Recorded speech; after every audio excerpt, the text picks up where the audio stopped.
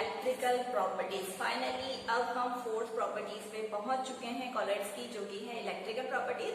और इसी के बारे में हम डिस्कस करेंगे यहाँ पर कि भाई किस तरीके से वहां पर चार्ज है वो डेवलप होता है, कॉलॉइड्स पार्टिकल कैसे होते हैं, क्या उनके ऊपर चार्ज होता है, नहीं होता है, और होता है तो कहाँ से आता है। जैसे कि मैं पहले भी कह चुकी हूँ कि क्यूरियोसिटी होनी चाहिए जानने की, भाई अगर कोई चीज हो रही है तो क्यों हो रही है, अदरवाइज अदर जो स्टूडेंट्स और साइंस स्टूडेंट्स होंगे क्या डिफरेंस रहेगा। जैसे जनरली काफी सारे बच्चों को लगता है कि क्यों हम ये सब पढ़ रहे हैं, तो साइंस स्टूडेंट्स को पढ़ने का मौका मिल रहा है, वो जान सकते हैं कि जो सारी चीजें हमारे आसपास हो रही हैं तो उनके पीछे लॉजिक क्या है, रीजन क्या है। और बहुत ब्लेस्ड आपको फील करना चाहिए कि आप साइंस स्टूडेंट हो, ताकि आप जान सकते हो कि हमारे पास आसपास जितनी भी चीजें हो रही है उनके पीछे लॉजिक क्या है। ठीक है, तो हमेशा हमेशा आपको पॉजिटिव रहना है कि भाई हम बहुत ब्लेस्ड है, हमें साइंस पढ़ने का मौका मिल रहा है, हमें केमिस्ट्री पढ़ने का मौका मिल रहा है, हमें फिजिक्स पढ़ने का मौका मिल रहा है, और जो भी आपका सब्जेक्ट है मैथ्स बायो जो भी जिससे है उन सब चीजों से आपको बहुत लॉजिकली आप बहुत सारी चीजों को समझ सकते हो जो शायद दूसरे बच्चे हैं वो नहीं समझ सकते हैं। तो यहाँ पर हम जल्दी से शुरू करते हैं। नेक्स्ट टॉपिक जो है चार्ज ऑन कॉलॉइडल पार्टिकल। तो सबसे पहला जो क्वेश्चन है जो एमसीक्यूज में आता है, कॉम्पिटिटिव एग्जाम्स में आता है, रीड तो नहीं कहूंगी, आरपीएस के जो फर्स्ट ग्रेड जो पेपर्स होते हैं उनमें जो क्वेश्चंस आते हैं, तो ये जो टेबल है वो बहुत इंपॉर्टेंट है, जो मैंने ऑलरेडी बना रखी है, यहाँ पर एनसीईआरटी में भी दे रखी है। तो ये टेबल है वो बहुत ज्यादा इंपॉर्टेंट है, उसमें से जो क्वेश्चंस हैं वो हर कॉम्पिटिटिव एग्जाम्स के अंदर बैठते हैं। तो ये टेबल आपको सबसे पहले है वो लर्न करना है। तो पहले हम स्टार्ट करेंगे पॉजिटिवली चार्ज जो कॉलॉइड्स हैं वो कौन कौन से होते हैं, और मैं एक दो बार आप लोग पढ़ोगे तो आपको हो जाएगा, थोड़ा बहुत हम यहीं पर कोशिश करेंगे कि यही याद हो जाए तो बहुत अच्छा है।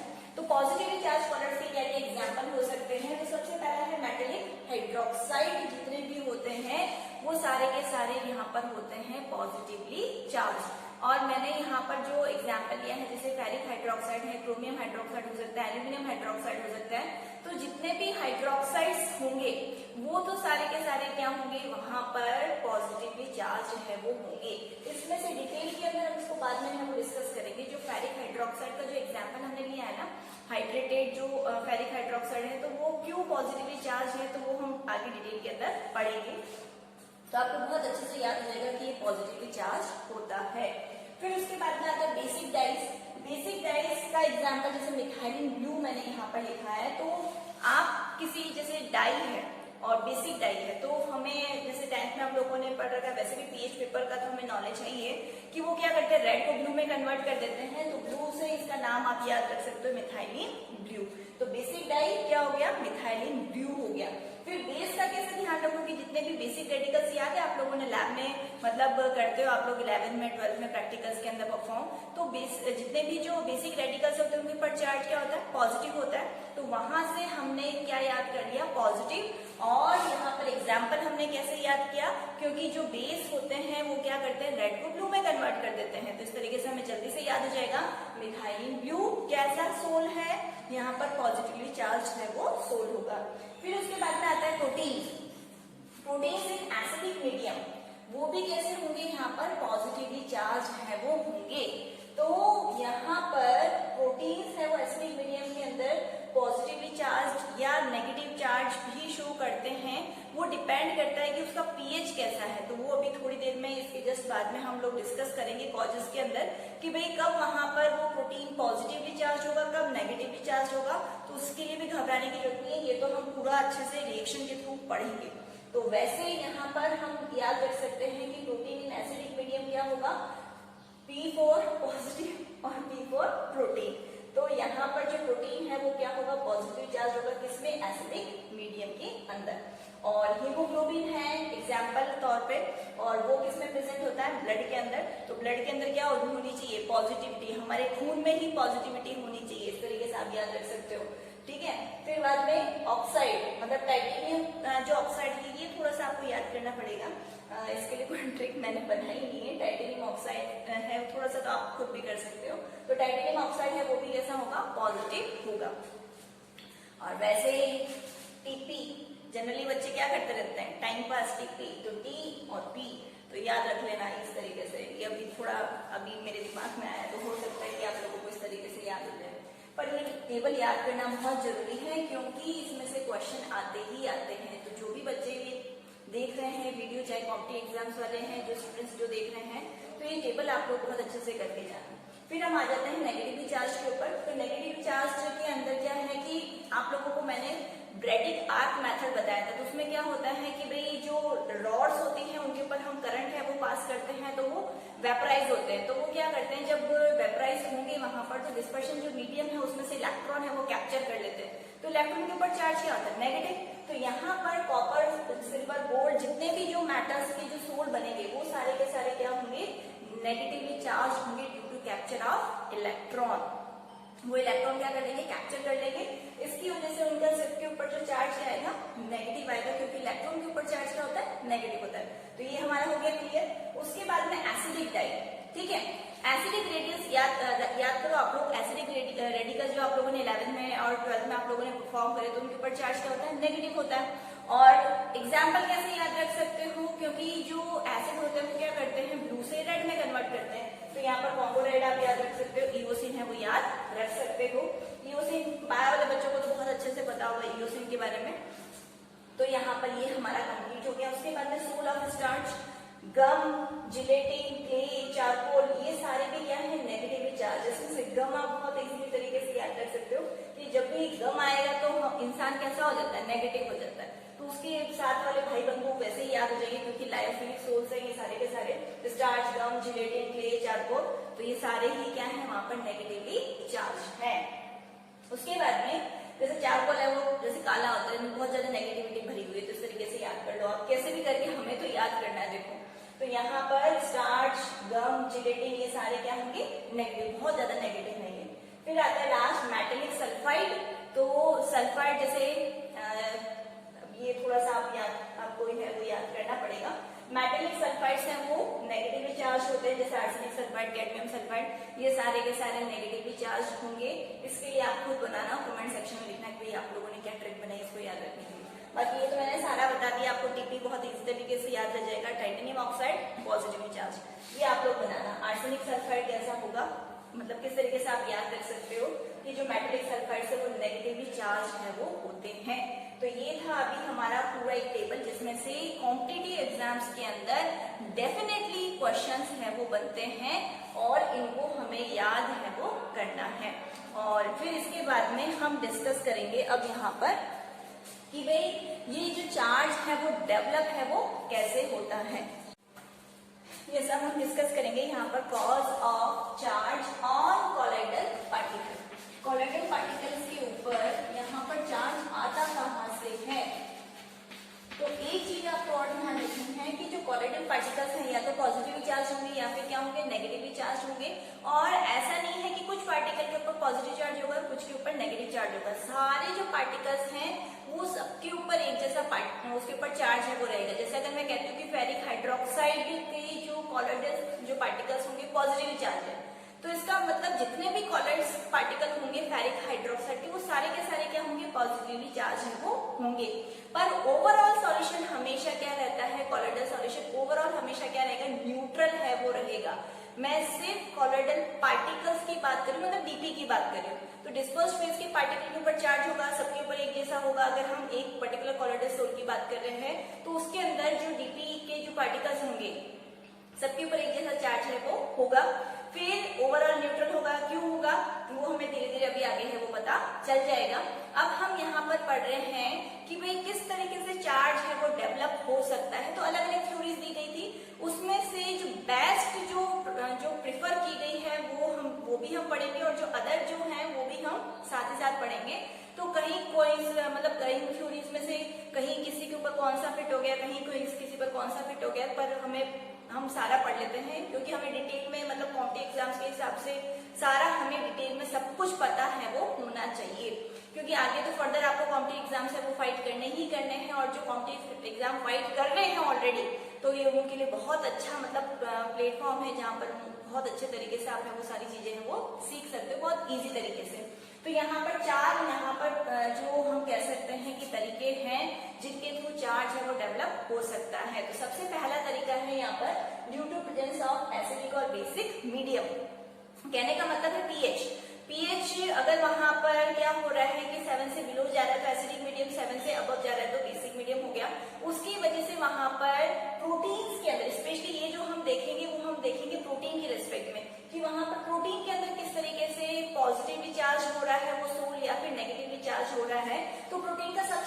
एग्जाम्पल ग्लाइसिन है वो मैं यहाँ पर ले रही हूँ, तो CH2 NH2 COOH, ये हो गया ग्लाइसिन, इसका नाम हो गया ग्लाइसिन। अब अगर मैंने यहाँ पर लिया एसिडिक मीडियम, और एसिडिक मीडियम को रिप्रेजेंट करने के लिए हमने ले लिया HCl। अब ये HCl जितने भी जो एसिड्स होते हैं वो क्या करते हैं, H+ लेते हैं, तो H+ जैसे ही देंगे तो ये यहाँ पर आ जाएगा, तो ये बन जाएगा NH3 प्लस, और ये बन जाएगा COH और Cl माइनस। तो ये जो सोल है जिसको एसिडिक मीडियम में हमने देखा, तो एसिडिक मीडियम की वजह से यहाँ पर जो ये प्रोटीन है वो कैसा यहाँ पर आया है, तो वो है पॉजिटिवली चार्ज। ये हो गया पॉजिटिवली चार्ज प्रोटीन है, वो पॉजिटिवली चार्ज हुआ है कौन से मीडियम के अंदर, यहाँ पर एसिडिक मीडियम के अंदर है वो हुआ है पॉजिटिवली चार्ज।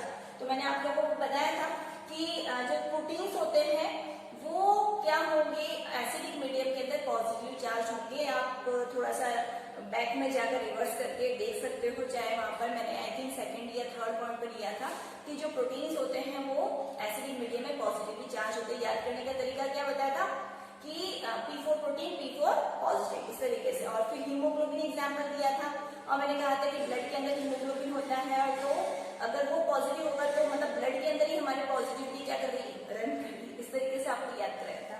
तो ये हो गया प्रूफ हमने कर लिया कि जो प्रोटीन है वो एसिडिक मीडियम के अंदर क्या हो रहा है, पॉजिटिवली चार्ज हो रहा है। इसको नोट डाउन अगर कर लिया, तो नेक्स्ट हम लेते हैं बेसिक मीडियम। तो बेसिक मीडियम के लिए मैंने यहाँ पर ले लिया NaOH। अब NaOH क्या करेगा यहाँ पर, NaOH के साथ में यहाँ पर ये H और ये OH मिलकर क्या बना लेंगे, यहाँ पर वाटर है वो फॉर्म कर लेंगे।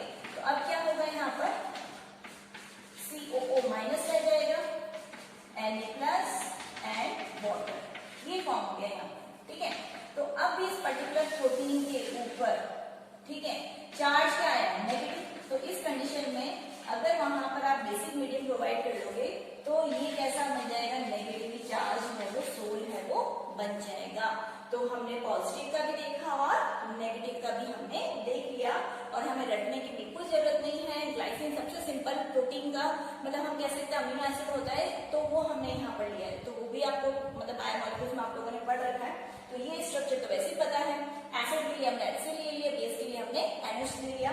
तो वो रिएक्शन न्यूट्रलाइजेशन रिएक्शन हमने करवाई, और यहाँ पर कुछ भी रटे बिना हम प्रूव करके बता सकते हैं कि किस तरीके से पॉजिटिवली चार्ज हो रहा है, किस तरीके से नेगेटिवली चार्ज है वो हो रहा है।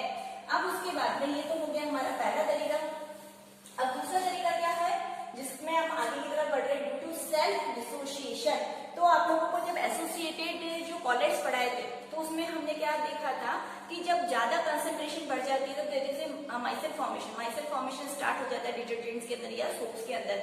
एक क्रिटिकल कंसंट्रेशन के ऊपर जाकर जो मॉलिक्यूल्स है वो एग्रीगेट हो जाते हैं और माइसेल फॉर्मेशन है वो कर लेते हैं। तो उसमें क्या होता है, एक तो हाइड्रोफोबिक एंड होता है, दूसरा हाइड्रोफिलिक एंड है वो बनता है। तो यहाँ पर जैसे सोप का एग्जाम्पल लिया, 31 लिखना था, 30 लिख दिया। तो ये यहाँ पर हो गया सोडियम पामिटेट।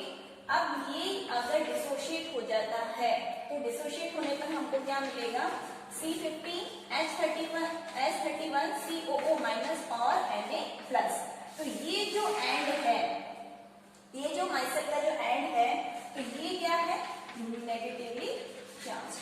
तो इस तरीके से हम कह सकते हैं कि सोप्स और जो डिटर्जेंट्स है, तो अगर वो माइसेल्स के अंदर अगर जो एग्रीगेशन के बाद में अगर वो डिसोशिएट हो जाते हैं तो सरफेस के ऊपर चार्ज कैसा डेवलप होगा, नेगेटिव चार्ज है वो वहां पर डेवलप है वो होगा, due to dissociation of माइसेल्स।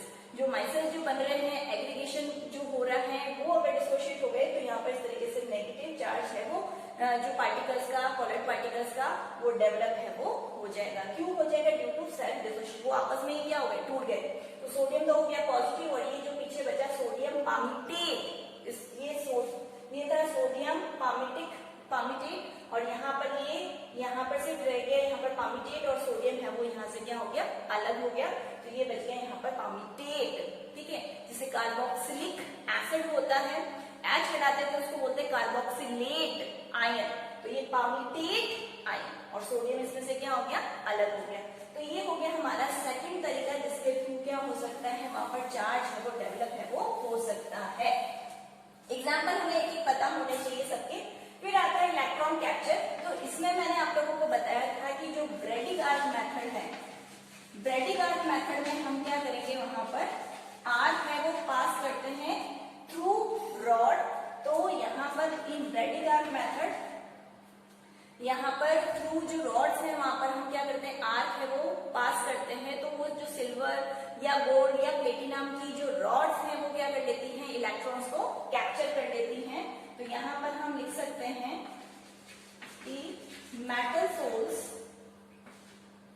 And metal sol capture, easy हो जाएगा, metal sols capture electron on their surface from medium, मतलब डिस्पर्शन मीडियम में से क्या करते हैं, इलेक्ट्रॉन है वो क्या कर लेते हैं, कैप्चर है वो कर लेते हैं। तो यहाँ पर इसकी वजह से वहां पर चार्ज क्या हो जाएगा, नेगेटिव चार्ज है वो डेवलप हो जाएगा। इस वजह से मैंने आप लोगों को कहा था कि जो सिल्वर, गोल्ड, प्लेटिनम, कॉपर ये सब क्या होते हैं, नेगेटिवली चार्ज होते हैं। क्यों होते हैं, क्योंकि इलेक्ट्रॉन के ऊपर चार्ज क्या होता है, नेगेटिव होता है। सिर्फ 2 लाइन में हमने लिखा है ब्रैडिगार्ड मेथड, आगे मतलब वो पूरा लिखने की जरूरत नहीं है। वहां पर क्या होगा कि जो मेटल के जो कॉलेज पार्टिकल लिख देना चाहे तो इसको college particle of metal, college particle of metal capture electron on their surface from DM. तो इसकी वजह से वहां पर क्या होगा, नेगेटिवली चार्ज है वो जो हम कह सकते हैं नेगेटिवली चार्ज है वो डेवलप हो जाएगा। तो एग्जांपल्स भी इसके मैंने बताए थे आपको, सिल्वर, गोल्ड। तो इस तरीके से ये भी याद हो गया आपको दोनों। अब जो सबसे लास्ट मेथड आता है जो कि सबसे ज्यादा हम कहते हैं कि जिसको सबसे ज्यादा जो वैलिड है वो माना गया है, तो वो प्रिसाइज जिसको हम कह सकते हैं वैलिड मान सकते हैं, प्रिसाइज जो मेथड है वो हम मान सकते हैं, तो वो है due to preferential absorption of ions. तो ये सबसे ज्यादा हम अभी तक जितने भी जो हमने पढ़े हैं उसमें से सबसे ज्यादा जो प्रिसाइज तरीका है वो इसे ही माना गया है कि वहां पर क्या करते हैं कि जो कॉलेज के पार्टिकल है जिस भी पर्टिकुलर आयंस को अपनी सरफेस के ऊपर एब्जॉर्ब कर लेते हैं तो वही चार्ज है वो उनके ऊपर है वो कहलाता है। तो यहाँ पर इसको हम बहुत थोड़ा डिटेल में है वो पढ़ेंगे, क्योंकि इसमें से क्या है कि सीपीएससी के अंदर हर साल एक ना एक क्वेश्चन है वो सीपीएससी इसमें से दे देती है। तो इसको हम क्या करेंगे, डिटेल में पढ़ेंगे। तो अब मैं बाकी जो है इनको यहाँ से हटा रही हूँ। अब सबसे जो मेन है वो आ चुका है कॉन्सेप्ट हमारा प्रेफरेंशियल एब्जॉर्प्शन। तो प्रेफरेंशियल एब्जॉर्प्शन को समझने के लिए यहाँ पर हम एग्जाम्पल लेंगे AgNO3 एंड KN, क्योंकि सीपीएससी क्या करती है कि काफी बार कुछ इस तरीके से वहां पर एक वो पेपर के अंदर ड्रॉ भी करके देती है कि भाई काफी बार होता है कि AgNO3 वहां पर ऊपर से डाला, ऊपर से पोर किया जा रहा है, नीचे है वो KI रहता है। काफी बार ऊपर KI होगा टेस्ट ट्यूब के अंदर, नीचे है वो AgNO3 होगा। तो हमें मतलब हमें क्या मतलब जैसे बच्चों को जनरली कंफ्यूजन रहता है कि कब वहां पर पॉजिटिव होगा कब वहां पर नेगेटिव होगा। तो आज वो सारे डाउट्स है वो क्लियर हो जाएंगे। तो सीपीएससी का जो हम कह सकते हैं कि favourite, most of the favourite question में से है ये वाला क्वेश्चन। तो किस तरीके से होगा वो हम देखते हैं यहाँ पर। तो यहाँ पर पहला केस हम ले रहे हैं, केस फर्स्ट जिसमें हमने रखा है यहाँ पर AgNO3 को नीचे और यहाँ पर टेस्ट ट्यूब के थ्रू वहां पर कौन आ रहा है, KI है वो आ रहा है, जिसको यहाँ पर हम पोर है वो करेंगे। तो सबसे पहले एक चीज क्लियर होनी चाहिए, नीचे कंटेनर है और ऊपर टेस्ट ट्यूब से KI है वो पोर किया जा रहा है। तो टेस्ट ट्यूब और कंटेनर को कंपेयर करें तो कंटेनर का वॉल्यूम क्या है, ज्यादा है। जो नीचे हमने लिख रखा है AgNO3 वो एज ए DM यहाँ पर क्या करेगा, काम है वो करेगा। तो डिस्पर्शन मीडियम हमेशा क्या होगा, ज्यादा होगा। और यहाँ पर ये जो हम कह सकते हैं कि जो अमाउंट में कम है, जो टेस्ट ट्यूब के थ्रू जा रहा है वो क्या है, कम है। तो यहाँ पर ये हो गया DM और ये ऊपर से इसके अंदर पोर किया जा रहा है। तो रिएक्शन क्या होगी यहाँ पर, AgNO3 प्लस KI। तो यहाँ पर क्या फॉर्म होगा, AgI प्लस KNO3, ये चीज है यहाँ पर क्या होगी, फॉर्म होगी। तो ये चीज तो हमारे दिमाग में क्लियर हो गई कि भाई एक AgI का क्या बनेगा यहाँ पर, कॉलोइडल सॉल्यूशन है वो बनेगा। तो ये बनेगा यहाँ पर कॉलोइडल सोल, ये तो आयनिक सॉल्यूशन है वो बन जाएगा, पर ये यहाँ पर क्या बनेगा, कॉलोइडल सोल है वो बनेगा। अब इसके ऊपर चार्ज क्या होगा, ये क्वेश्चन है हमारा, ठीक है। तो बिना रटे, बिना मतलब उसको क्रैम किए हम किस तरीके से चुटकियों में बता सकते हैं, तो वो इस तरीके से बता सकते हैं कि हमें देखना है कि हमारा ये कॉलोइडल जो बन चुका है सोल, अब इसमें और DM के अंदर, DM का मतलब जो ज्यादा मात्रा के अंदर है, मैं वापस रिपीट कर रही हूँ, जो कॉलोइडल जो बना है सोल उसमें और DM के अंदर जो कॉमन आयन होगा वो जाकर क्या हो जाएगा, एड्सॉर्ब है वो हो जाएगा।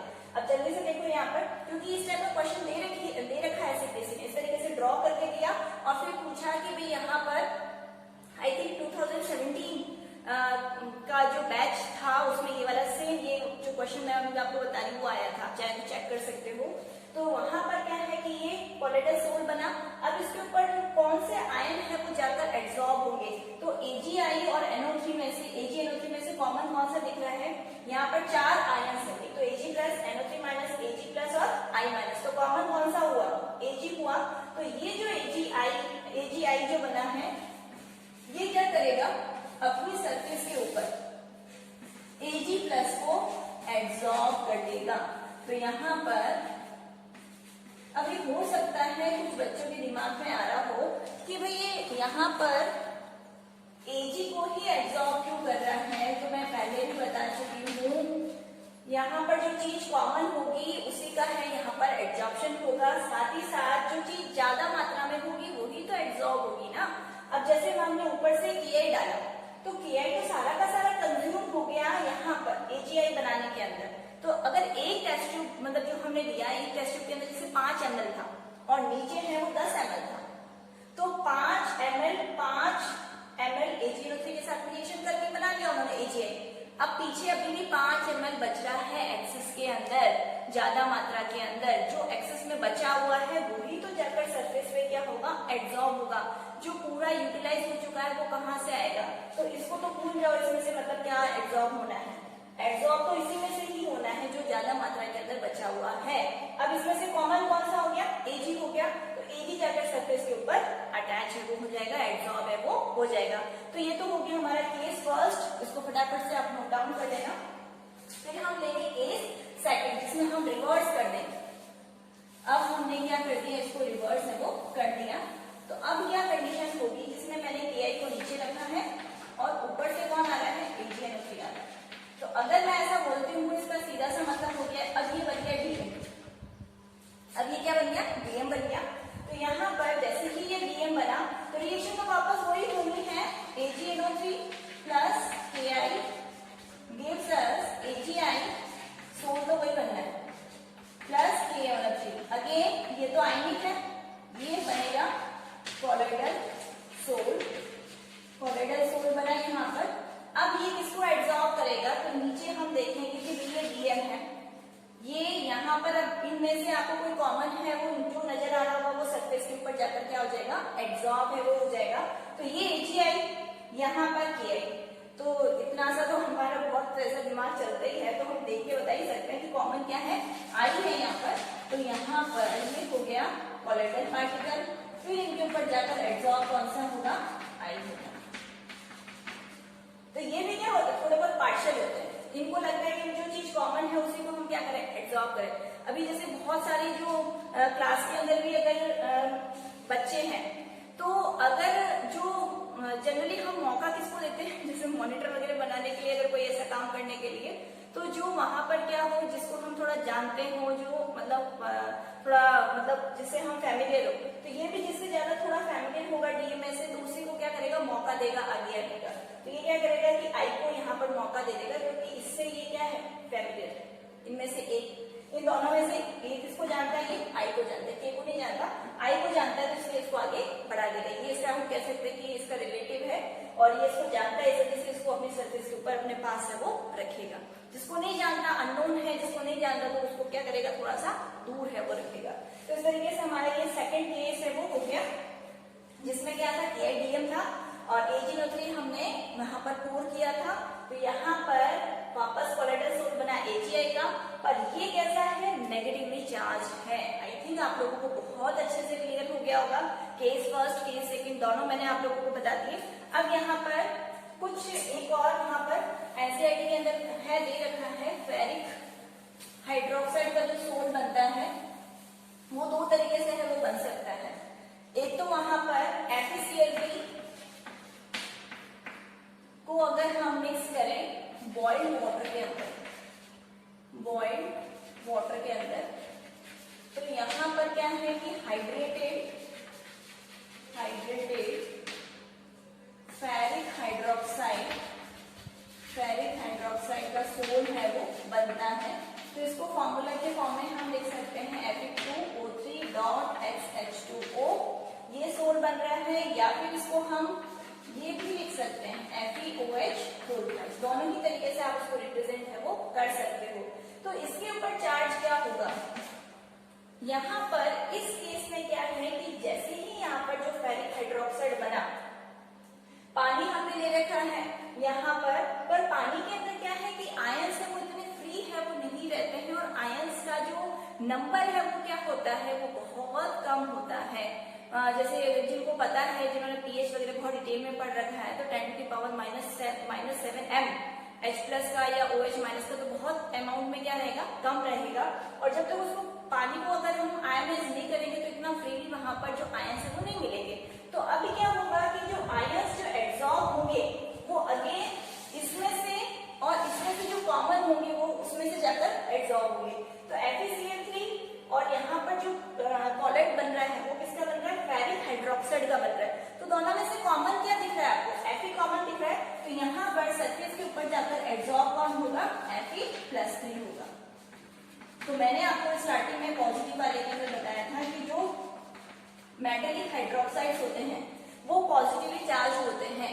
तो वहां पर ये आई थिंक आपको समझ में आ गया होगा कि वो पॉजिटिवली चार्ज क्यों होते हैं, क्योंकि वो कॉमन आयन जो भी मेटल है यहाँ पर, जैसे एल्यूमिनियम हाइड्रोक्साइड होता तो वो एल्यूमिनियम को अपनी सरफेस के ऊपर एब्जॉर्ब कर लेता, फेरिक हाइड्रोक्साइड है तो फेरिक आयंस को अपनी सरफेस के ऊपर उसने क्या कर लिया, एब्जॉर्ब है वो कर लिया। तो ये तो हमारा हो गया वहां पर फेरिक क्लोराइड का।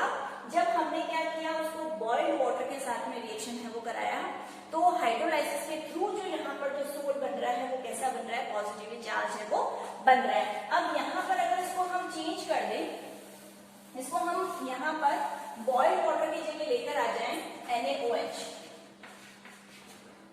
तो यहाँ पर इस केस में क्या होगा कि फेरिक हाइड्रोक्साइड का सोल बना। अब यहाँ पर DM ये है, ये हम कम अमाउंट में ले रहे हैं और DM ये है, तो अब यहाँ पर ये सरफेस के ऊपर किसको एब्जॉर्ब कर लेगा, OH माइनस को। तो यहाँ पर अब ये क्या हो जाएगा, नेगेटिवली चार्ज है वो हो जाएगा। तो ये भी इजी है। यहाँ पर जैसे हमने मीडियम चेंज किया तो जो कॉमन आयन उसको दिखा, उसने वो क्या कर लिया, एब्जॉर्ब कर लिया। क्योंकि ये DM है, वहां तो चलो आयन हमको मिल नहीं रहे थे, बहुत ज्यादा अमाउंट में नहीं थे, यहाँ तो NH बहुत इजीली आयनाइज हो जाता है, OH माइनस दे सकता है। तो कॉमन आयन ने क्या उठा लिया, OH माइनस उठा लिया और ये बन गया नेगेटिव चार्ज, नेगेटिवली चार्ज। तो ये कुछ क्वेश्चंस हैं जो एनसीईआरटी के अंदर दे रखे हैं और आप लोगों के कॉम्पिटिटिव एग्जाम्स के हिसाब से बहुत ज्यादा इंपॉर्टेंट है। आरपीएससी फर्स्ट ग्रेड की जो तैयारी कर रहे हैं तो उनको ये वाले जो क्वेश्चंस हैं वो बहुत अच्छे से करने चाहिए, चाहे KI-AgNO3 वाला हो, चाहे वो फेरिक हाइड्रोक्साइड वाला हो। इसको बिल्कुल है वो स्किप नहीं करना है, इनमें से क्वेश्चन आता ही आता है। तो ये हो गए हमारे कि भाई चार्ज किस तरीके से डेवलप है वो होता है। उसके बाद में यहाँ पर हम पढ़ेंगे जो चार्ज की अभी हमने थ्योरी पढ़ी है उसके बेसिस पे अभी हाल फिलहाल जो नीट का पेपर हुआ था, जैसे कल की डेट में जो नीट का पेपर हुआ था उसमें भी जैसे क्वेश्चन आया जीटा पोटेंशियल, कि जीटा पोटेंशियल है क्या होता है, क्या है यहाँ पर, इसका क्या मतलब है। इसका एक और नाम भी है और इलेक्ट्रोकाइनेटिक पोटेंशियल, इलेक्ट्रोकाइनेटिक पोटेंशियल। ठीक है, अब ये क्या चीज होती है, तो इतनी देर से हम लोग पढ़ते जा रहे हैं कि जैसे AgI का मैंने कोलाइडल सोल लिया और इसके ऊपर मान लो कि भाई I माइनस है वो एब्जॉर्ब है वो हुआ है। तो एक लेयर हमारे पास में आ गई जिसकी वजह से चार्ज है वो कौन सा आ रहा है, माइनस है, वो नेगेटिव चार्ज इसके ऊपर डेवलप है वो हो रहा है। पर अभी डीएम के अंदर जो डिस्पर्शन मीडियम है उसमें क्या है कि जो अदर भी आयंस है वो बैठे हुए हैं, जैसे K+ भी था, NO3- भी था, तो वो आयंस क्या करेंगे, अब इन नेगेटिवली जो यहाँ पर जो नेगेटिव है, तो नेगेटिव की तरफ कौन आएगा, पॉजिटिव आएगा। नेगेटिव की तरफ अट्रैक्ट कौन होगा, पॉजिटिव होगा। तो जो डीएम में जो ऑलरेडी जो बचे हुए एक्सिस की जो एक्सिस ऑफ आयंस है वो क्या करेंगे, जो सरफेस के ऊपर जो जाकर अटैच हुए हैं, रिटेन हुए हैं, उनके पास जाकर ये इस तरीके से एक लेयर है वो बना लेंगे। तो यहाँ पर आपको दो लेयर दिखेगी, एक तो पहली ये लेयर हो गई और दूसरी ये वाली लेयर हो जाएगी। तो ये जो लेयर है ये तो अभी चेंज नहीं हो सकती, वो डिपेंड करता है कि भाई इन्होंने अपनी सरफेस पे कौन से कॉमन आयन को एब्सॉर्ब कर लिया है, वो फिक्स हो चुका है। तो ये जो फिक्स हो चुका है उसको हम बोलेंगे फिक्स्ड लेयर, इसको हम क्या बोलेंगे, फिक्स्ड लेयर। अब ये क्या है कि भाई यहाँ पर ये जो लेयर है वो क्या हो सकती है, चेंज है, वो मूव है, वो कर सकती है।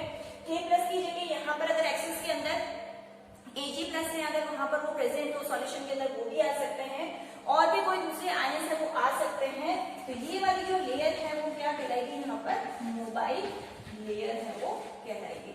ये तो एब्सॉर्ब हुए यहाँ पर सरफेस के ऊपर जाकर, तो ये तो फिक्स हो गई एक तरीके से, क्योंकि यहाँ पर जो रेजिडुअल फोर्सेस हैं इनकी वजह से ये अब यहाँ पर जाकर रिटेन हो चुके हैं। पर ये जो आ रहे हैं वो कोई बॉन्ड की वजह से नहीं आ रहे, वो सिर्फ अट्रैक्शन की वजह से आ रहे हैं। तो इस वजह से ये जो लेयर है वो क्या कर सकती है, मूव है वो कर सकती है, इतनी ज्यादा स्टेबल है वो नहीं रहेगी। तो यहाँ पर इस लेयर को हमने क्या नाम दिया, मोबाइल लेयर नाम दिया। ये लेयर है वो क्या हो गई, फिक्स लेयर हो गई। तो इसको हमने स्टेशनरी भी बोल सकते हो और फिक्स लेयर भी बोल सकते हो। तो दो लेयर्स बन गई, तो फिक्स लेयर और दूसरा क्या बन गया, यहाँ पर मोबाइल लेयर है वो बन गया। तो आप लिखोगे क्या यहाँ पर, जैसे नोट्स आपको बनाने हैं तो आप क्या लिखोगे, जो फिक्स लेयर है वो क्यों बन रही है, due to absorption of common ion fixed layer is formed, and due to attraction of ions there is a formation of mobile layer. ठीक है, जो अपोजिटली चार्ज आयंस होंगे वो मोबाइल लेयर एक बना लेंगे यहाँ पर। अब क्या होगा, पहला काम तो हो गया कि भाई लेयर्स कौन कौन सी बनी, तो फिक्स लेयर बनी ड्यू टू एब्जॉर्प्शन, ये हमने बताया। फिर यहाँ पर दूसरी लेयर कौन सी बनी, मोबाइल लेयर बनी। क्यों बनी mobile layer, due to attraction,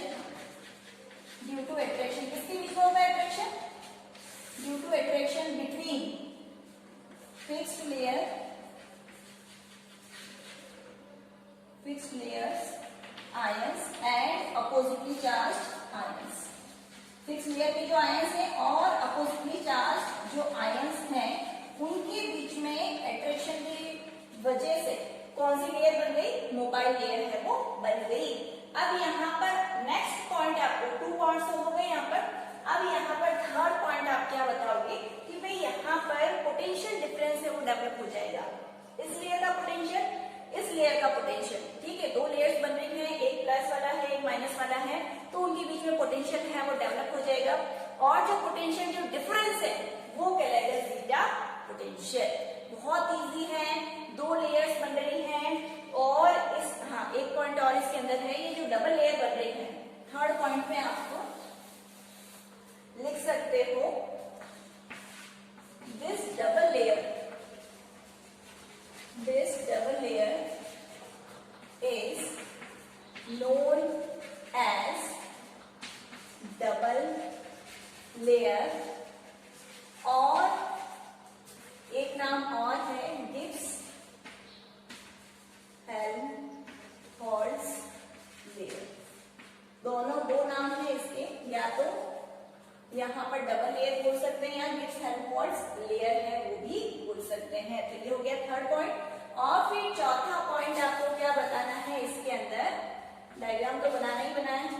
और फिर fourth point, the potential difference between, ये बिटवीन है, ठीक है, बिटवीन दीज टू लेयर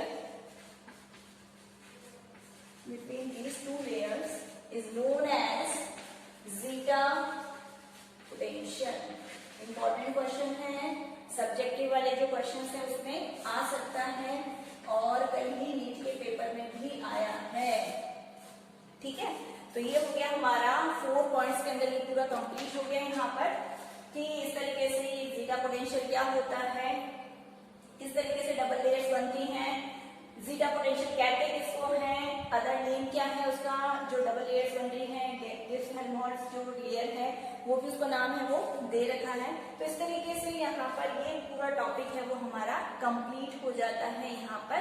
अब उसके बाद में इलेक्ट्रिकल प्रॉपर्टीज के अंदर यहाँ पर एक प्रॉपर्टी इलेक्ट्रिकल की एक और बच रही है, वो है इलेक्ट्रोफोरेसिस। उस प्रॉपर्टी को भी अब हम देख लेते हैं। इलेक्ट्रोफोरेसिस का मतलब क्या है यहाँ पर, तो इलेक्ट्रो का मतलब हो गया करंट और फोरेसिस का मतलब होगा मूवमेंट। अब किस तरीके से होगा वो भी हम देख लेते हैं।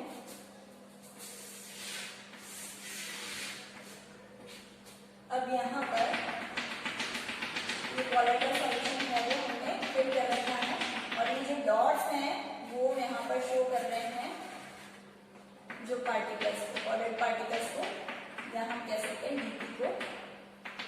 ठीक है, यहाँ पर दो इलेक्ट्रोड्स लगा दिए, एक प्लस बना दिया और एक माइनस बना दिया। करंट फ्लो है वो होगा, प्रॉपर्टी का नाम मैं लिख देती हूँ इलेक्ट्रोफोरेसिस।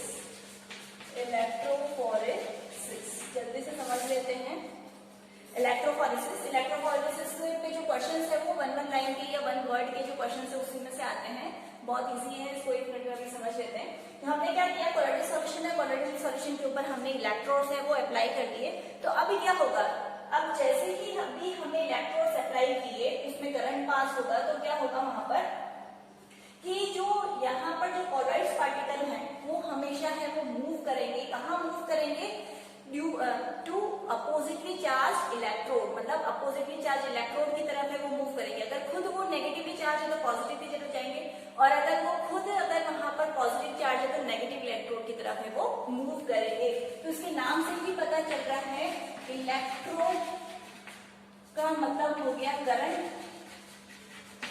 ठीक है, और फोरेसिस का मतलब मूवमेंट। तो ये तो पहले नाम से हमें पता चल गया कि करंट की वजह से कहाँ हो रहा है, क्या हो रहा है, मूवमेंट हो रहा है। और किस तरफ मूवमेंट होगा, टू अपोजिटली चार्ज इलेक्ट्रॉन। तो इस नाम से ही हमने पूरा मीनिंग है वो निकाल दिया कि वहां पर करंट की वजह से अगर colloidal particle oppositely charge electrode की तरफ मूव करता है तो उस फिनोमिना को हम क्या कहेंगे, इलेक्ट्रोफोरेसिस है वो कहेंगे।